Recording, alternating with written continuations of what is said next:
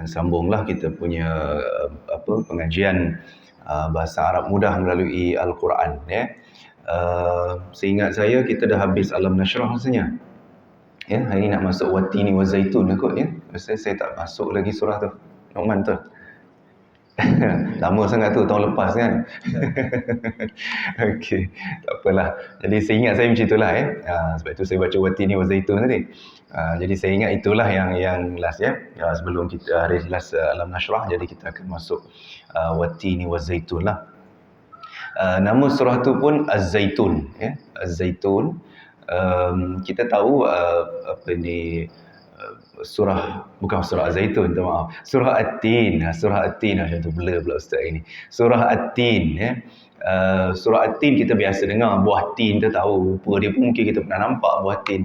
Tapi biasa kita nampak buah yang kering lah, yang penyek-penyek tu. Kan? Tahu dia punya buah yang betul macam mana kan? Dia bulat buah tu. Sebenarnya saya pun tak adalah lama sangat tahu, sebab selalu tengok bila pergi Mekah tu macam tu lah rupa dia. Dia guna coklat perang-perang tu kan, krim-krim color tu yang bulat penyek tu lah biasa orang jual. Tapi rupanya buah dia memang bulat ya, warna hijau. Jadi itu dipanggil buah tin ya. Bila kita sebut surah At-Tin ni, walaupun dalam permulaan surah itu disebut nama buah tin, pokok zaitun ya. Tapi sebenarnya kenapa Allah Subhanahu Wa Taala sebut demi buah tin, buah zaitun apa semua tu? Adakah menceritakan khasiatnya? Sebab ramai orang yang menjual atau berniaga khasiat minyak zaitun sebagainya, mereka menggunakan hujah ayat ini. Kalau kata tengok ni dalam Quran Allah sebut minyak zaitun, belilah minyak zaitun cap Dr. Azlan. Contoh. Saya tak jual lah. Contoh. Kan? Belilah minyak zaitun cap saya ni kan. Sebab Allah sebut dalam Quran. Adakah sebab itu tuan-tuan? Sebab tu kita kena belajar tau. Jangan salah guna ayat Quran. Sebab kita tengok sekarang ramai orang yang mengaku ustazah pun ya, buat itu buat ini ya, bagi ayat-ayat kontroversi ya, isu-isu ya, makan ubat masuk neraka dan sebagainya. Berapa banyaklah kita makan ubat rasanya? Adakah kita ahli neraka? Sudah tentulah tidak. Jadi tu kita janganlah. Maknanya kalau kita tak suka ubat, jangan cakap yang ubat tu berdosa kalau makan. Jangan gitu. Setiap orang ada orang dia makan apa dia panggil tu, apa yang selalu orang ni tu, suplemen ke. Saya pun makan kat suplemen. Ada orang makan ubat, saya percaya dengan ubat lah, tak apa. Ada orang percaya dengan apa tu yang biji kecil-kecil tu Allah lupa pula saya. Homopati, kismis satu. Homopati, ada orang percaya homopati. Izab tu masing-masing. Terpulang ya, jangan bila kita kita percaya ni, tak percaya ni, tapi jangan siapa makan ni dosa, masuk neraka. Siapa makan suplemen masuk syurga. Contohnya kan, tak boleh lah macam tu kan. Lepas tu bila orang tak setuju, dia kata ustaz ni tak betul, ustaz ni mufti tak betul, tak betul. Oi hayo, kalau orang Sabah kata wena. Wena dia kata kan. Tak boleh lah macam tu, jangan macam tu ya. Saya pun tak berani kata macam tu kan. Walaupun kita ada PhD ke apa, tak boleh, jangan pandai-pandai ya. Itu cerita satu hal lah, buka-buka tahun baru ni kan, cerita-cerita sikit lah hal-hal tu. Baik, jadi kenapa Allah Subhanahu Wa Taala cerita Watini wa Zaitun tu, demi buah tin, buah zaitun, apa tu, wa turi sinin, demi bukit Tursina. Turi sinin tu bukit Tursina ataupun Gunung Sinai. Kenapa Allah cerita pasal Gunung Sinai? Nak kena pergi daki Gunung Sinai ke? Nak pergi mountain climbing ke? Kan? Ataupun lepas Allah sebut apa? Wa hadzal baladil amin, dan inilah negeri yang aman, demi negeri yang aman. Kenapa Allah bersumpah dengan negeri, kejap sumpah dengan buah, kejap sumpah dengan pokok, kejap sumpah dengan apa sebab? Siapa tahu? Agak. Kalau dah tahu tak payahlah ustaz datang kan. Sebab nak kena belajar kan. Okeylah, jadi whiteboard pun dah ada. Macam biasalah ya, anak-anak murid. Kita kena tengok whiteboard lah. Baik.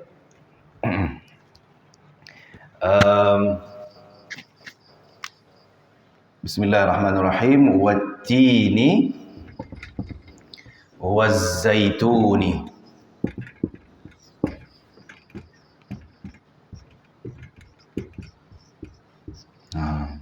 Ya. Waw yang pertama ini kita dah pernah belajar Masa mula-mula saya datang dulu, kita belajar wadduha. Kan? Wadduha, demi waktu duha.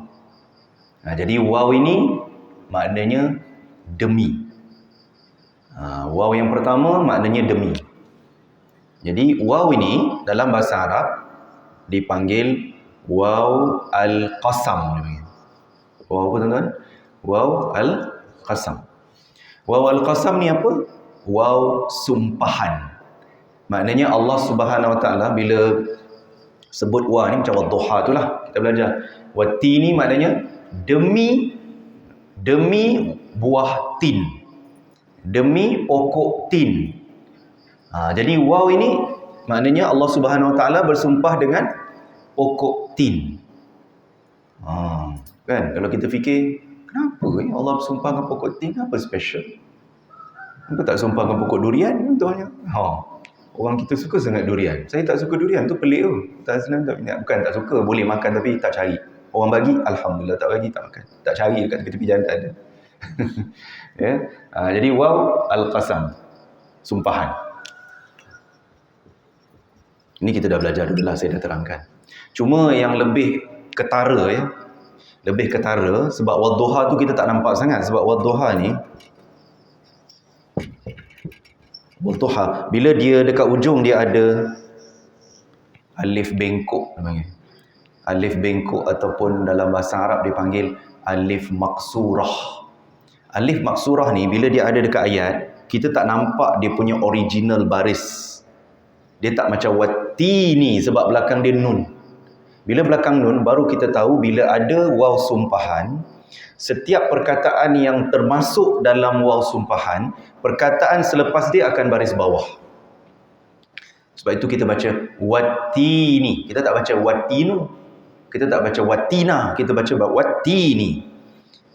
Macam surah wal asri. Tu. Surah wal asri. Kita tak kata wal asru, tak. Wal asra, tidak. Maknanya dalam kaedah bahasa Arab, dalam grammar bahasa Arab atau tata bahasa Arab, nahwu bahasa Arab, bila nampak waw sumpahan, bila masuk dia, perkataan selepas dia, baris bawah. Itu kaedah dia.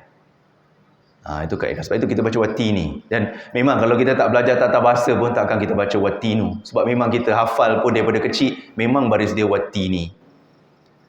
Tapi bila kita belajar bahasa Al-Quran macam ni, kita tahu sebab dia kenapa. Sebab adanya waw sumpahan. Dan kalau tuan-tuan ingat lagi, saya pernah ajar pada tahun lepas, ya, lama sangat lah tahun lepas tu kan. Waw sumpahan ni adalah sebahagian daripada harful jar. Ni ingat saya pernah sebut ni. Harful jar. Harful jar ni apa? Kata sendi. Kalau bahasa Melayu kita panggil kata sendi. Macam di daripada, ya, Ustaz pernah cerita masa Fatihah dulu dengan nama Allah bi. Sebab itu kita baca bismi. Bismi. Kita tak baca bismu. Kita tak baca bisma. Sebab bi tu macam wa juga. Dia adalah harful jar. Bahasa Melayu kita panggil kata sendi. Bahasa orang putih dipanggil preposition. Preposition. Ya. Benda ni kalau masuk dalam ayat, dia akan baris bawah. Sebab itu bismi, wal asri, wattini. Dia macam itulah kaedah bahasa Arab ni. Senang ke senang? Senang ke senang? Tak ada pilihan. Senang ke senang? Senang tau. Sebab anak ni belajar dia kat sekolah. Ada belajar kan? Huruf jar kan? Fi, ila, min. Tengok dia angguk. Maknanya dia kalau ustaz tak datang dia boleh ganti, insya-Allah. InsyaAllah ya. Doa tu. Amin ya. InsyaAllah. Anak-anak kita ni bagus sebenarnya. Diorang belajar sebab dia silibus ni. Jangan ingat, ini ustaz ajar ni silibus USIM ni. Bukan. Dia silibus kafah. Sekolah rendah. Bukan kata ustaz ni downgrade kita pula. Kita orang Villa Kusuma ni orang bagus. Bagus. Tapi sebab bahasa Arab kan dah lama, mungkin tuan-tuan dia dah sekolah rendah tu belajar. Cuma kita tak ingat lah, dah lama sangat. Sebab itu anak kita angguk-angguk sebab dia memang belajar. Dan benda ni belajar masa kita kecil dulu, kita belajar, dia belajar sama je. Sebab bahasa Arab ni dia punya Dewan Bahasa Pustaka dia dalam Al-Quran. Tak macam kita bahasa Melayu, Dewan Bahasa kita kena pergi KL sana, bangunan dia. Bahasa Arab dia tak ada bangunan. Bahasa Arab dia tu Al-Quran. Apa sahaja grammar kita belajar melalui Al-Quran. Jadi tak penat belajar kat Malaysia macam tu, belajar kat Saudi macam tu, belajar kat Syria macam tu, belajar kat Jordan macam tu. Sama sahaja tata bahasa. Sampai kiamat. Sampai kiamat. Tak ada tiba-tiba nanti ulama-ulama bahasa Arab berkumpul nak ubah tata bahasa. Tak ada. Sebab dia berpunca daripada Al-Quran. Sebab itu senang belajar bahasa Al-Quran ni. Sebab dia fix, tata bahasa dia fix, tetap. Okey, itu satulah Jadi saya harap bolehlah faham insya-Allah Baik. Itu satu hal. Wawul qasam, saya tulis kat sini untuk perbandingan. Wawul qasam, dan juga di sini baris bawah ataupun dalam bahasa Arab dipanggil kasrah ataupun jar. Macam saya sebut jar tadilah. Kasrah makna baris bawah. Jar tu kata sendi saya sebut tadi. Bagaimana pula dengan waw yang kedua, tuan-tuan? Anak-anak, waw yang kedua ni macam mana? Ni waw juga, ni pun waw juga. Apa dia? Ni makna apa? Dan. Bijak dia. Masya Allah. Ni bakal dapat doktor ni. PhD bahasa Arab insya Allah. Wa, dan. Ini demi, ini dan. Sebab itu kalau kita tengok bahasa Arab ni, waw pun dia ada banyak maksud. Itu baru dua. Baru demi satu, dan satu. Dia ada lagi. Lagi apa? Contoh waw ni boleh membawa makna bersama-sama. Waw juga boleh membawa makna dalam keadaan. Dia ada banyak lah. Tapi kalau untuk setakat ayat yang mudah sebegini, dia kalau tak demi, makna dia dan. Dan waw ini kita tak bolehlah panggil wawul qasam dah. Sebab waw qasam tu sumpahan makna dia. Jadi tak boleh. Waw ni kita panggil apa? Waw al-ataf. Kalau tadi jar saya kata sendi. Yang ni ataf ni waw ni ataf ni apa? Kata hubung. Ni kalau sebut BM ni tak tahulah. Kalau tuan-tuan memang cikgu mungkin ingatlah. Kan kata sendi, kata hubung Itu belum saya sebut kata-kata kerja transitif tak transitif gitu. Kalau orang bahasa macam ni lah. Sebab saya guru bahasa kan. Walaupun bahasa Arab. Tapi saya suka tata bahasa daripada sekolah. Walaupun saya belajar 30 tahun lepas, saya boleh ingat. Sebab cikgu BM saya garang sangat. Masa tu, kat Samten. Samten Batu 10 Ceras. Garang sangat cikgu tu. Hidup lagi. Alhamdulillah. Garang sangat cikgu tu. Jadi bila cikgu garang memang kita ingat. Jadi kata hubung ni maknanya macam dan, dengan, kan, kemudian, itu kata-kata hubung kalau bahasa Melayu lah. Jadi kalau bahasa Arab wa ni kita panggil apa? Ataf. Yang ini qasam. Itu dia. Jadi bezalah. Tapi kenapa walaupun dia huruf kata hubung ataupun makna dan, kenapa dia baris bawah juga? Bukankah kalau waw sumpahan yang baris bawah kan? Kenapa waw dan pun baris bawah juga? Ini istimewa bahasa Arab ni. Dia kalau perkataan sebelum dan tu baris bawah, maka selepas dan pun baris bawah. Kalau sebelum dan tu baris depan, maka selepas dan pun baris depan. Sebab waw yang membawa makna dan ni, dia punya baris dia fleksibel. Baris dia fleksibel untuk dan lah. Kalau sebelum dia baris depan, selepas dia pun ujung baris depan. Dia gitu. Kalau sebelum dia baris atas, selepas dan tu pun baris atas. Kalau macam ni sebab sebelum dia baris bawah, maka selepas dan pun mesti baris bawah. Dia tak boleh wattini wazzaituna, tak boleh. Wattini wazzaitunu, tak boleh. Dia wattini wazzaituni, memanglah kita baca waqaf kan. Kita berhenti, kita tak dengar bunyi dia. Wattini wazzaitun, kita mati kan. Tapi dia bukan mati sebenarnya, dia waqaf, berhenti. Dalam kaedah bahasa Arab, tuan-tuan, anak-anak, dalam kaedah bahasa Arab, dia apa-apa jenis kata nama, ataupun dalam bahasa Arab dipanggil isim, noun. Isim ni noun, kata nama. Itu orang Melayu kata gila isim. Pernah dengar tak? Orang Melayu kata gila isim. Tak tahulah gila noun ke gila kata nama. Tak pelik tak tu? Saya pun tak tahu apa maksud gila isim tu. Mungkin sebab banyak sangat belajar ilmu-ilmu batin jadi gila isim dipanggil kan. Tapi sebenarnya isim ni dipanggil maksudnya noun. Ataupun kata nama. Kata nama dalam bahasa Arab, dia punya pantang larang dia. Dia ada pantang larang dia. Bukan orang bersalin je ada pantang larang ni. Dia punya pantang larang kata nama dalam bahasa Arab ni, dia tak boleh hujung dia baris mati. Dia tak boleh baris mati. Dia tak boleh sukun. Dia tak boleh baris mati. Habis yang kita wattini wazzaitun, itu sebab kita waqaf bacaan dia. Tapi sebenarnya dia baris bawah. Dia tak boleh mati punya. Wallahi memang tak boleh mati. Sampai kiamat. Tak boleh mati. Dia memang tak boleh mati. Dia mesti ada baris. Kalau tak baris atas, baris depan. Kalau tak baris depan, baris bawah. Maksud saya hujung dia tahu. Sebab hujung ni, Ujung ni adalah lambang tata bahasa dia dekat ujung. Dia bukan dekat tengah, bukan dekat awal, tak. Dia punya tata bahasa kita nilai dekat ujung. Jadi bila saya cakap kata nama, dia tak boleh baris mati. Maksudnya bukan tak boleh baris mati kat tengah-tengah, tak boleh baris mati kat ujung. Macam wattini wazzaitun. Itu kita berhenti, bukan dia mati original, tak. Original dia baris bawah.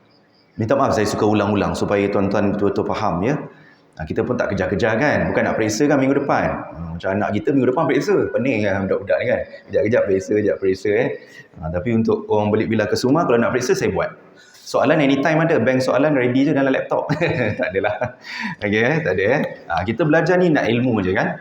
Jadi insyaAllah tak ada masalah lah. Jadi faham tapi yelah, macam saya cerita tadi lah kan.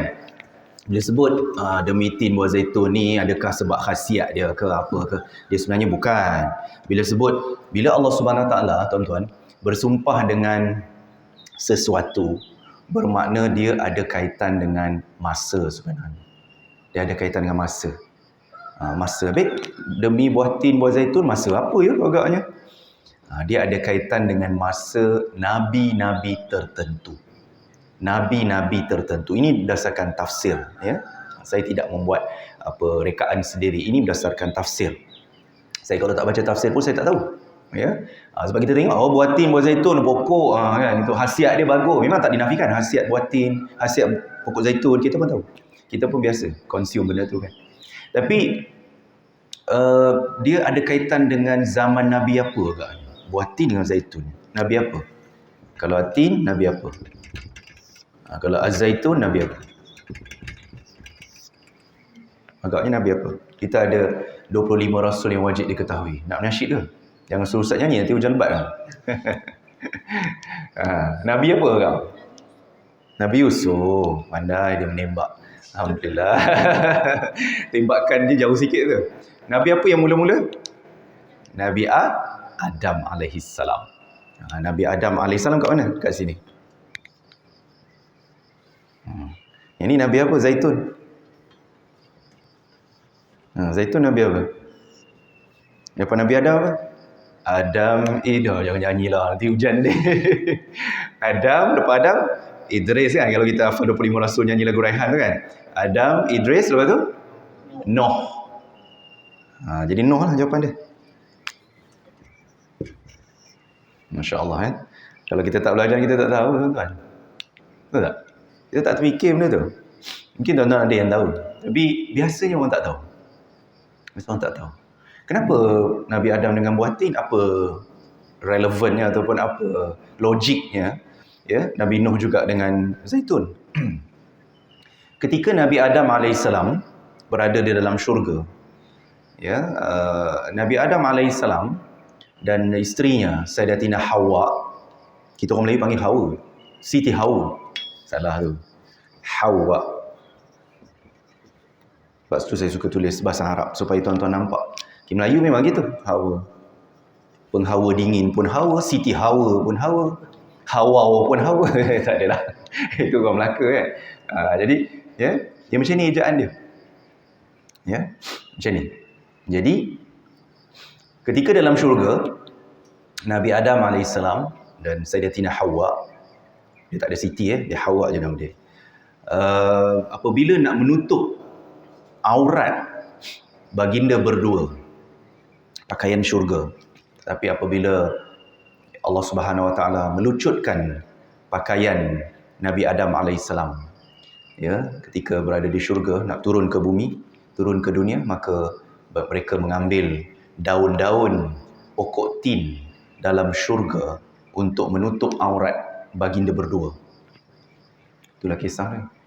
Maknanya buah tin tu atau pokok tin tu memang pokok syurga. Kalau kita makan buah tin, maknanya kita makan buah syurga tu. Itulah kisah dia. Maknanya mereka menutup aurat mereka dengan helaian daun-daun pokok tin. Saya pun tak pernah nampak pokok tin tu macam mana. Saya pun tak tahu, tak boleh nak bayang macam mana.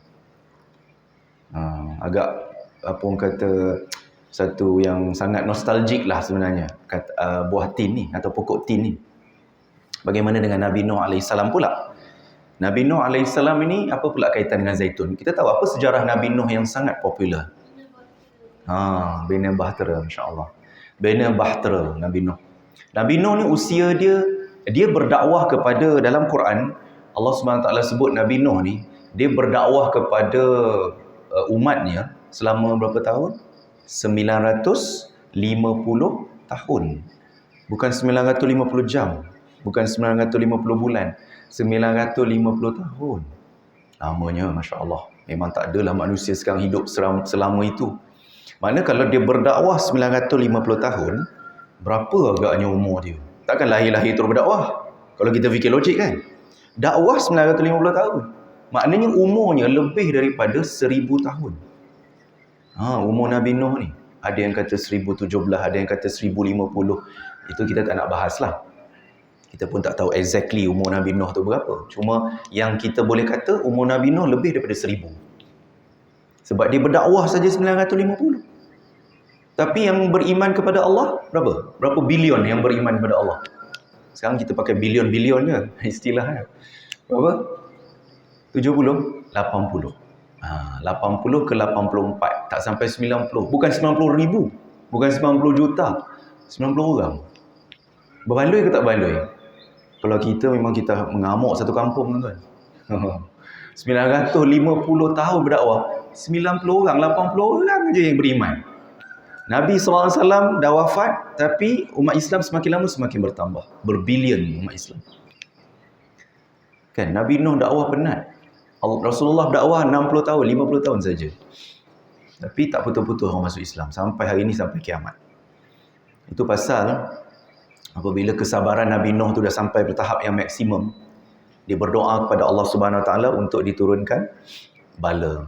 Banjir besar. Saya pendekkan sikitlah cerita dia. Banjir besar berlaku, dan bila banjir besar berlaku, kita pun tahu di atas bahtera tu, itulah dia yang 80 orang tadi yang terselamat. Isterinya tak beriman, sebahagian anaknya pun tidak beriman pada Allah. Bayangkan suami seorang nabi tapi isteri kufur kepada Allah. Macam mana? Jadi kita pun sedih kalau dengar kan. Ada orang suami tak beriman tapi isteri beriman. Contoh siapa? Firaun. Nah kan? Firaun, permaisuri agung tu beriman. Tapi dia tak beriman. Firaun contoh. Jadi maknanya dekat situ yang terselamat di atas bahtera 80 orang. Dan juga dikatakan haiwan-haiwan juga sepasang-sepasang dimasukkan dalam bahtera itu untuk diselamatkan. Kan? Dalam bahtera. Jadi kalau kita fikir logik tuan-tuan, umat manusia yang wujud pada hari ini, tak kiralah bangsa apa, agama apa, semua tu, bukankah dia berasal daripada manusia di atas bahtera? Logik tak? Kan? Mana ada manusia lain? Sebab manusia yang kufur semua dah mati, lemas semua. Tapi yang duduk atas bahtera tu adalah orang beriman. Kita bersyukur sangat sebab kita masih beriman kepada Allah Subhanahu Wa Taala. Bayangkan jiran kita, kawan-kawan kita yang non-Muslim tu, yang asalnya kalau ikut tok nenek moyang dia lah zaman Nabi Nuh tu, kalau ikut dia orang beriman tak? Beriman tu. Tapi disebabkan begitu jauh jaraknya, menyebabkan sebahagian mereka tidak beriman pada Allah. Kita Alhamdulillah. Itulah orang cakap selalu, ustaz-ustaz kita cakap bersyukurlah atas nikmat iman dan Islam. Sebab kita masih daripada keturunan-keturunan yang atas bahtera, tapi sampai sekarang kita masih beriman pada Allah Subhanahu Wa Taala. Jadi apa kaitan Nabi Buk Zaitun tu tak sampai-sampai lagi ustaz ceritanya tu. Panjang sangat cerita kan. Yalah, tapi kita nak bagi feel tu dulu kan. Okey, lepas sahaja peristiwa banjir besar dah selesai, Nabi Nuh pun masih lagi risau, adakah di sana, biasalah kalau kita dengar banjir ni ada gelombang pertama, gelombang kedua, gelombang ketiga kan. Jadi banjir yang Nabi Nuh ni pun dia risau tak, takut ada lagi bala-bala yang lain yang diturunkan oleh Allah SWT. Jadi Nabi Nuh pun minta petunjuk daripada Allah SWT. Jadi bila Nabi Nuh minta petunjuk daripada Allah, maka Allah turunkan apa? Sekumpulan burung ataupun seekor burung yang membawa helaian membawa helaian daun zaitun berjumpa dengan Nabi Nuh untuk menjadi satu petanda bahawa banjir besar itu telah pun tamat. Dan bila banjir besar dah tamat, bolehlah keluar daripada bahtera tadi. Jadi itulah dia punya sejarah yang panjang Ustaz cerita tu, sebab zaitun berkaitan dengan Nabi Nuh sebagai petanda bahawa banjir besar telah pun tamat atau telah pun surut dan memang boleh diteruskan kehidupan seperti mana biasa. Panjang kan cerita dia. Kalau kita baca tak sampai 10 saat. Wattini wazzaituna. Jadi ilmu ni kita boleh share dengan rumah kita, boleh share dengan anak-anak kita di rumah, boleh share dengan family kita. Kan dalam grup WhatsApp, daripada kita hoha-hoha je grup WhatsApp tu, lebih baik kita bagi, kenapa Allah kata wattini wazaitun? Kenapa Allah sumpah dengan buah tin buah zaitun? Kalau kau teka, betul, aku belanja secret recipe. Contohnya. Jadi, apa salahnya kan kita buat teka-teki benda-benda yang bermanfaat. Tak semua orang pergi masjid, tak semua orang pergi surau. Kat Jumaat kita boleh kongsi, ni pun ada live, ada YouTube dan sebagainya. Kita boleh share. Betul. Sebab ilmu ni tak semua orang tahu. Okey, ni ayat yang pertama. Ayat yang kedua. Watini wazzaitun, kemudian waturi sinin. Tapi waturi sinin ni dia sebenarnya satu perkataan, Ustaz tak boleh asingkan. Waturi sinin. Waturi sinin. Waturi sinin.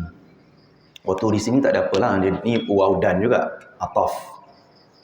Dan. Turi sinin, Tursina. Ataupun Gunung Sinai.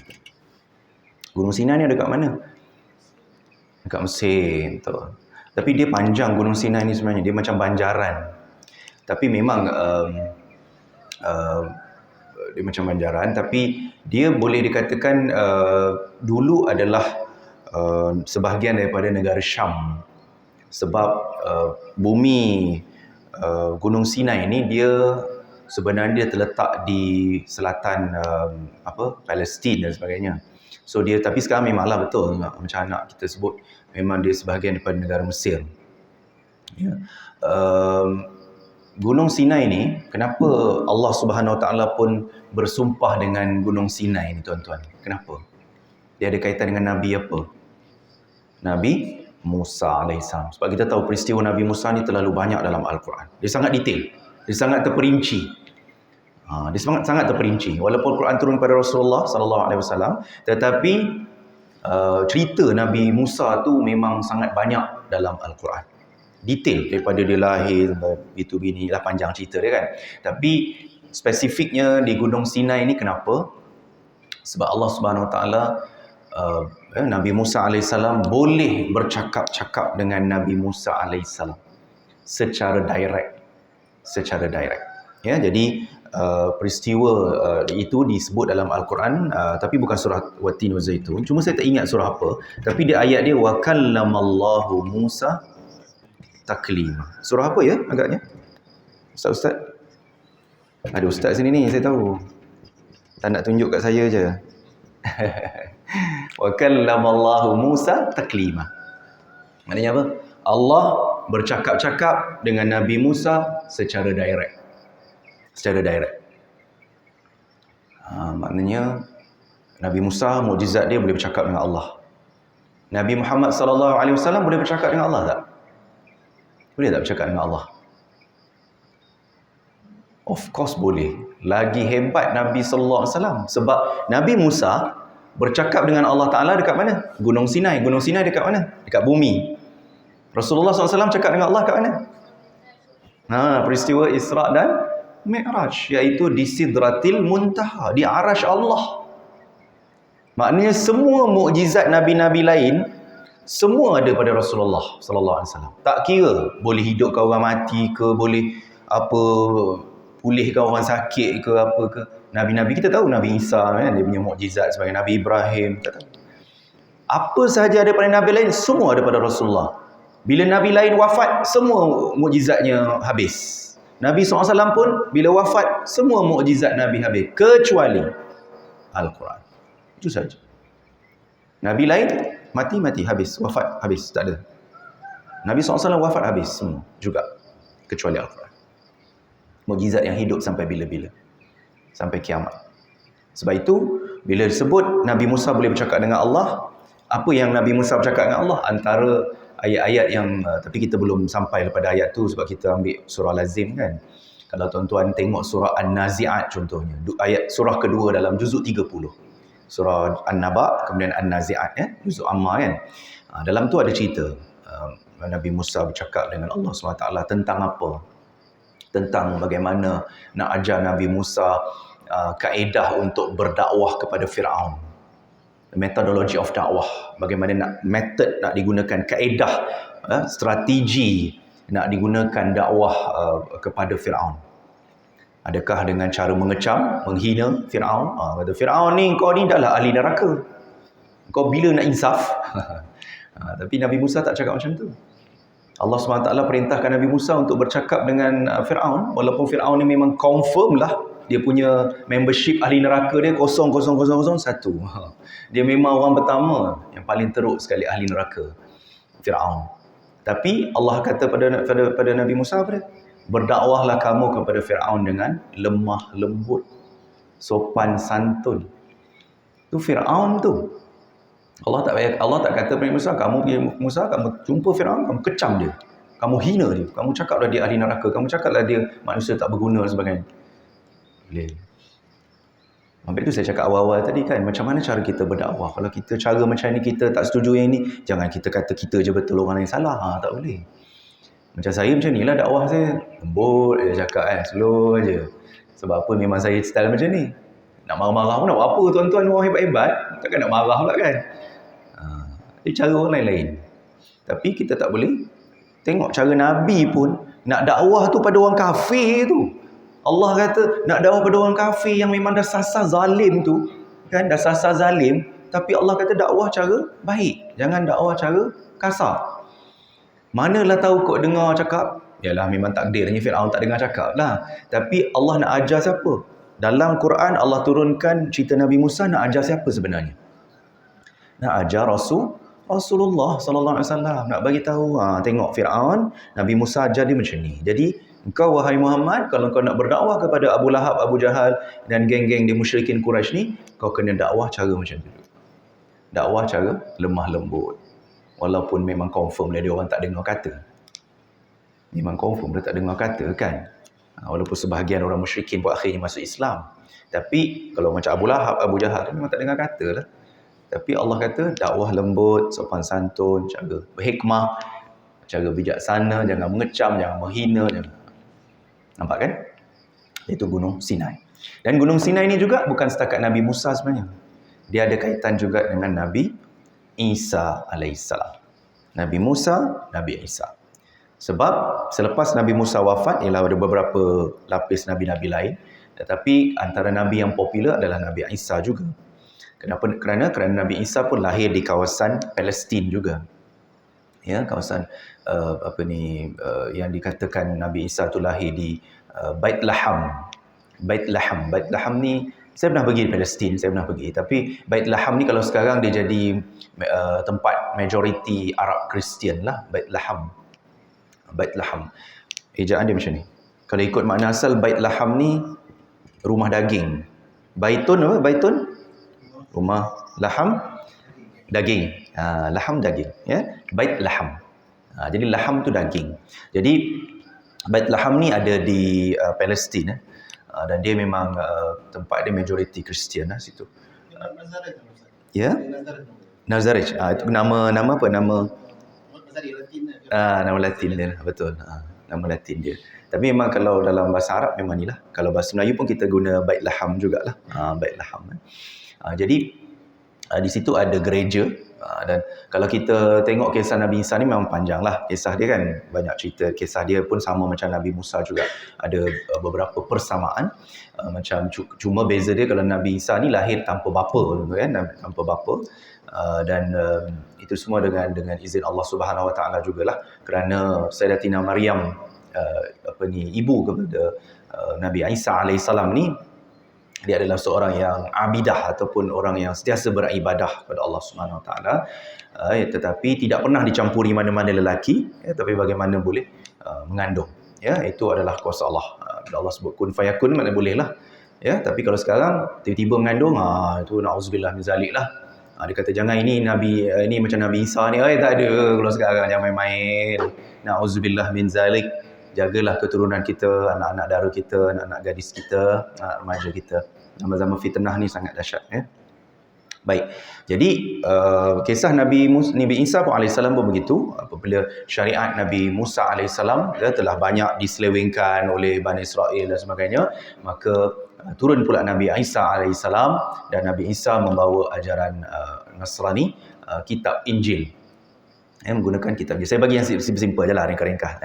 Dan kalau kita pergi ke Palestin, ya, kalau kita pergi Mekah Madinah tu, dia ialah kita tahu umrah, haji, ya, ada banyak keistimewaan di sana, dan berdebar pun ya juga, hotel naik meningkat begitu mendadak tu. Memang ramai orang kecam travel, kata travel scammer. Tak, sebenarnya tak. Memang travel kita semua berada dalam keadaan teraniaya sebenarnya.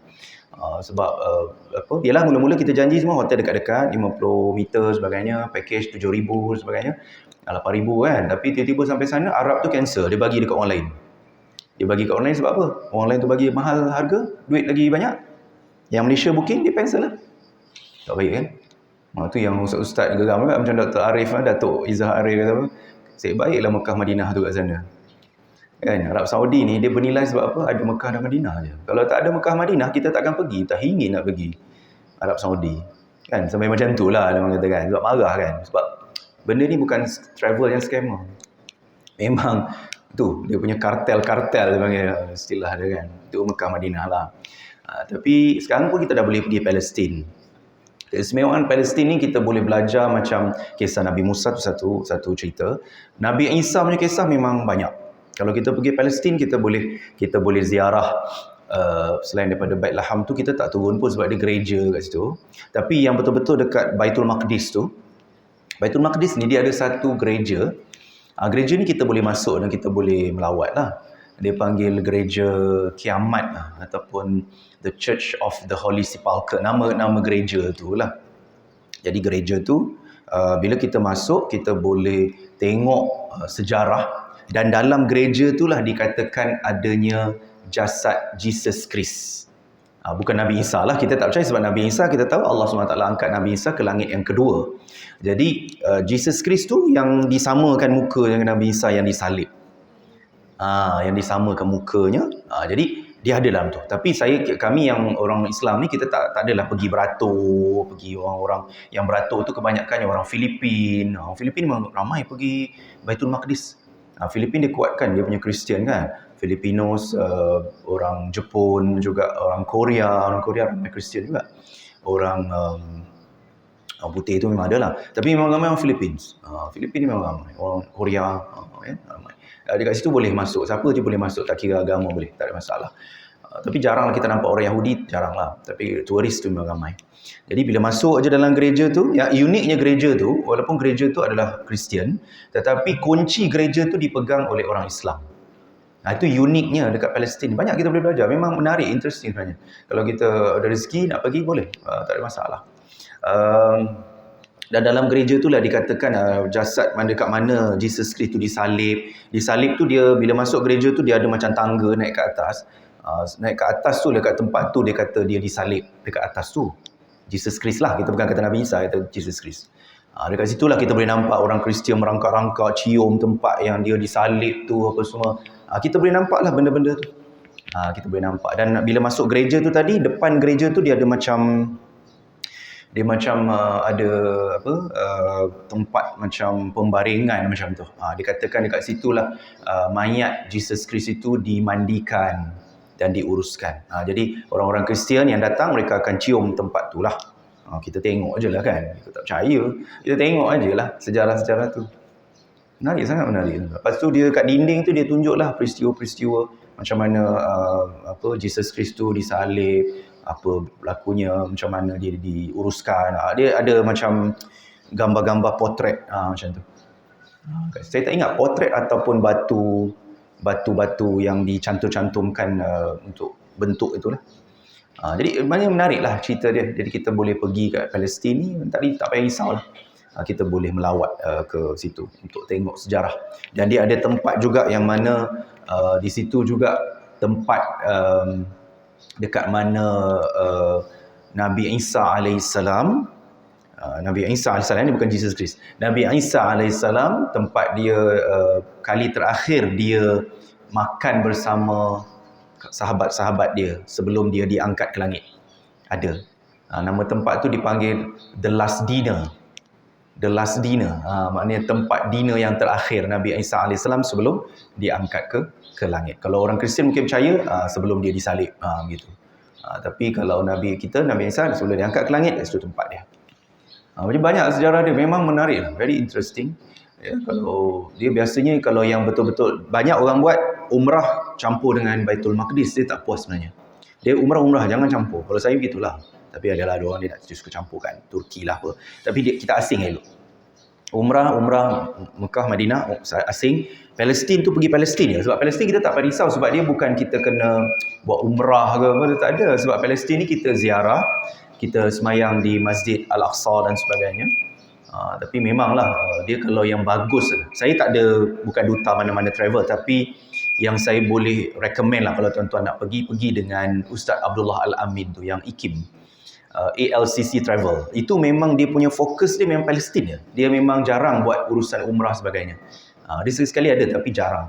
Dia biasa uruskan Palestin ataupun Uzbekistan. Dia pergi Imam Bukhari apa semua kan. Tapi itu memang okey. Baru-baru ni dia orang, sebab saya pernah ada dalam grup tu. Memang ada pun dalam grup tu. Jadi mahal sikit lah. Kalau dulu saya pergi tahun 2018 tu dalam 8,000 lebih je. Sekarang dah naik sampai 13,000.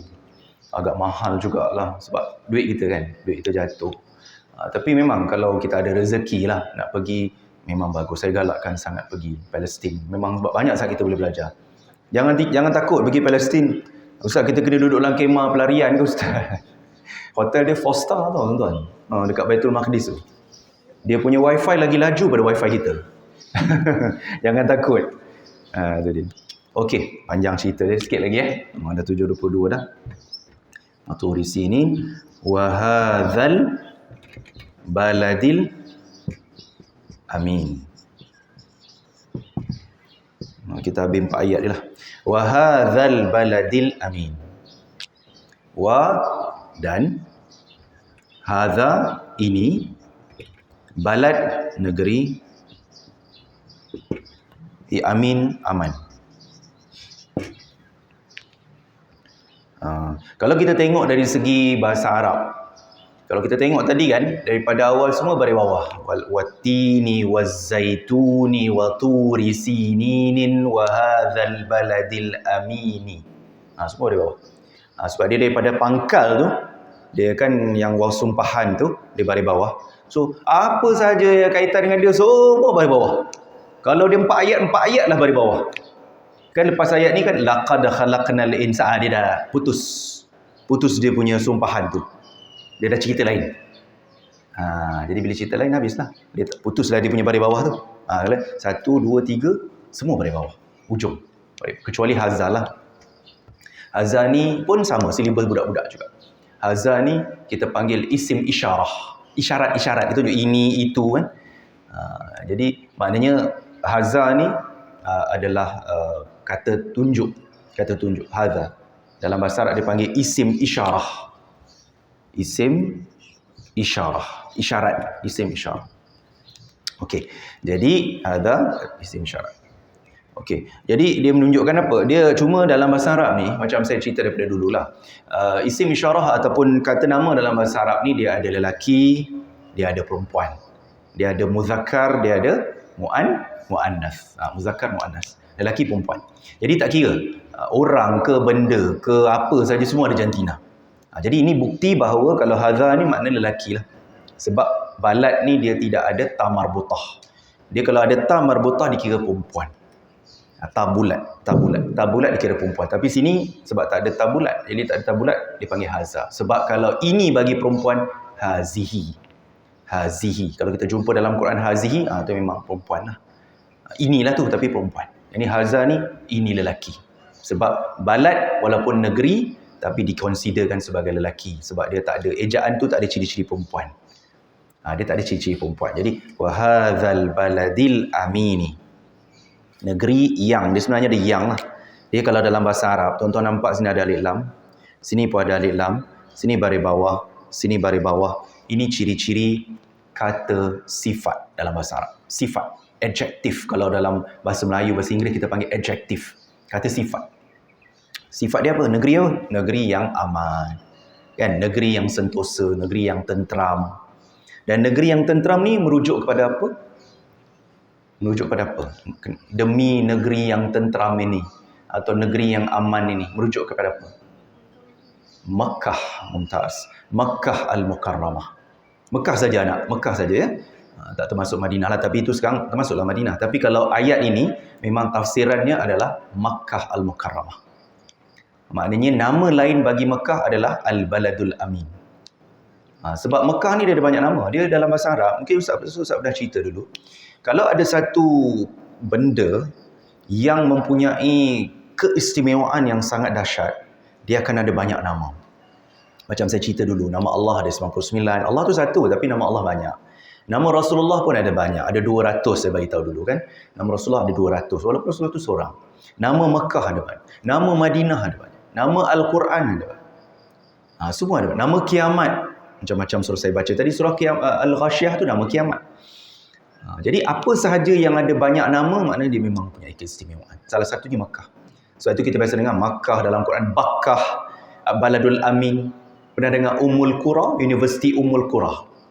Universiti Ummul Qura di Mekah. Ummul Qura tu adalah nama lain bagi Mekah. Jamiah Ummul Qura, University of Ummul Qura di Mekah. Jadi Ummul Qura tu juga adalah nama Mekah yang membawa maksud ibu segala bandar. Ummu tu ibu. Ummi. Qura tu kampung, daripada qaryah, daripada perkataan qaryah. Selalu kita guna ahli qaryah, Vilas Kesuma atau Surah An-Nur dan sebagainya. Kita sebut qaryah tu, tapi sebenarnya qaryah ni maknanya kampung ataupun bandar. Ya, jadi itulah. Jadi maknanya di sini menunjukkan bahawa ia merujuk kepada Mekah, dan merujuk kepada Mekah, confirmlah dia merujuk kepada Rasulullah sallallahu alaihi wasallam. Sebab itu saya sebut tadi, kalau kita imbas balik sebagai kesimpulanlah untuk kuliah kita, kelas bahasa Arab kita pada hari ini, kita cerita pasal Nabi Adam, kita cerita pasal Nabi Nuh, kita cerita pasal Nabi Musa, kita cerita pasal Nabi Isa, dan kita cerita pasal Nabi Muhammad sallallahu alaihi wasallam. Kenapa Allah fokus kepada 5? Kan? 5 ni sebab apa? Nabi Adam manusia pertama yang Allah cipta. Kan? Nabi Adam manusia pertama Allah cipta. Maknanya permulaan kehidupan manusia. Nabi Nuh saya dah bagi tahu tadi. Semua manusia hancur, semua manusia binasa kecuali orang yang beriman. Jadi di situ ada 80 orang yang selamat. Nabi Musa AS kalau ikutkan pun ada peristiwa yang hebat, kerana Nabi Musa ini ketika zaman dia hidup, Firaun membunuh semua anak-anak Bani Israel. Anak lelaki, anak perempuan dibiarkan hidup, anak lelaki dibunuh sebab takut ahli sihir kata ada nanti satu lelaki ni dia akan musnahkan kau. Jadi kau kena bunuh semua anak-anak Bani Israel. Tapi Nabi Musa terselamat. Dibela pula dalam istana tu, istana negara. Bukan istana negara Jalan Duta, istana negara Kairo, Mesir, Kahirah, tepi Sungai Nil. Kemudian Nabi Isa lahir tanpa bapa. Itu pun peristiwa manusia juga. Dan Nabi Muhammad SAW juga. Kalau ikut Nabi Muhammad SAW ni, kalau ikutkan, dia juga adalah, baginda juga adalah peristiwanya hampir menyerupai kisah Nabi Ibrahim dan Nabi Ismail. Bukan Nabi sendiri, tapi bapa dia, Abdullah. Abdullah ini hampir disembelih oleh datuknya, Abdul Muttalib. Tak tahu lah kalau tuan-tuan pernah dengar atau tidak cerita ini. Bukan nak sembelih macam mana. Maksudnya ketika, saya cerita sikit lah sebagai kesimpulan sebelum kita habis ni. Ketika peristiwa Telaga Zamzam. Telaga Zamzam ni ada satu ketika pada zaman pemerintahan Abdul Muttalib. Air Zamzam ni dia tertimbus, dia dah jadi perigi buta, dah tertutup, dah tak tahu kat mana dah, sebab dia kan cuaca dan sebagainya kan, ribut pasir dan bagai-bagai. Jadi akhirnya Zamzam ni dia tertimbus. Bila tertimbus tu duk carilah mana Telaga Zamzam, nak cari balik. Nak dapatkan balik sumber Zamzam ni. Jadi bila dia bernazar, Abdul Muttalib bernazar, kalau jumpa semula Telaga Zamzam ini, maka aku bernazar untuk mengorbankan salah seorang daripada anakku. Dia bernazar untuk mengorbankan salah seorang daripada anak. Jadi anaknya antaranya Abu Lahab. Kalau terkorban Abu Lahab bagus juga kan. Sebelih je Abu Lahab tu, lagi bagus kan, tak menyusahkan orang. Tapi pendekkan cerita dia, apabila dah terjumpa telaga Zam-Zam tu, maka dia kena tunaikan nazar dia, sebab nazar dia adalah mengorbankan salah seorang daripada anaknya. Jadi bila dia nak mengorbankan anaknya tu, dia buat apa? Qur'ah, dia panggil Qur'ah ni apa? Cabut undi. Cabut undi. Dalam satu bowl, macam kita buat cabutan bertuah tu lah. Macam kan? Bubuh semua nama anak dalam tu, ada dia ramai, belah-belah orang. Cabut. Keluar Abdullah. Abdullah ni sebenarnya adalah anak kesayangan Abdul Muttalib. Adakah dia nak, walaupun dia bernazar, mesti sampai hati nak pukul Abu Lahab bagus juga kan. Saya cakap tadi Abu Lahab okey, bunuh terus tanpa was-was. Kan. Tapi cabut Abdullah. Oh tak tahu tak. Mungkin tersilap tarik kot, tersilap kan. Gaul-gaul lagi kan. Tarik Abdullah lagi for the second time. Buat lagi, tarik lagi Abdullah lagi. 3 kali nama Abdullah. Ini bukan satu kebetulan. Jadi bila dah tarik Abdullah, jenuh juga ni. Ini anak kesayangan aku ni, jenuh juga kan. Akhirnya dia dia ganti dengan kifarah lah, sebab kafarah bila kita tak boleh tunaikan nazar tu, maka kita terpaksa membayar kafarah lah. Kan macam orang terlanggar puasa yang hari berjimat dan sebagainya itu kan, kena bayar kafarah ya, disebabkan melanggar tu. Jadi kafarah dia menyembelih beratus-ratus ekor unta disebabkan peristiwa itu. Jadi kalaulah Abdullah itu disembelih atau dikorbankan, adakah akan wujud Nabi SAW? Masya Allah kan. Jadi itu peristiwanya sangat hebat. Sebab itu kita kena cuba menuntut ilmu. Saya pun kongsi apa yang saya tahulah.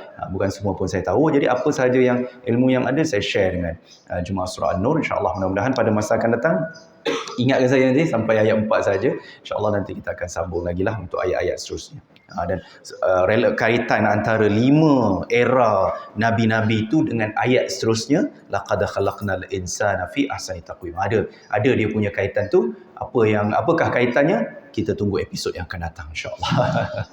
InsyaAllah Jadi saya harap apa yang saya kongsikan ni insya-Allah boleh memberi manfaat lah kepada tuan-tuan dan juga kita punya penonton dalam YouTube dan sebagainya. Mudah-mudahan ada manfaat dan kita perbaikilah kefahaman kita terhadap bahasa Al-Quran. Kita teruskan nanti insya-Allah pada masa akan datang. A'udzubillahi minasyaitonir rajim. Bismillahirrahmanirrahim. Alhamdulillahirabbil alamin wassalatu wassalamu ala asyrafil mursalin ajma'in. Allahumma faqihna fid din wa 'allimna at-ta'wil. Allahumma nas'aluka al-huda wat-tuqa wal 'afafa wal ghina. Wa sallallahu ala sayyidina Muhammad wa ala alihi washabbihi wa baraka wasallam. Walhamdulillahirabbil alamin. Assalamualaikum warahmatullahi wabarakatuh.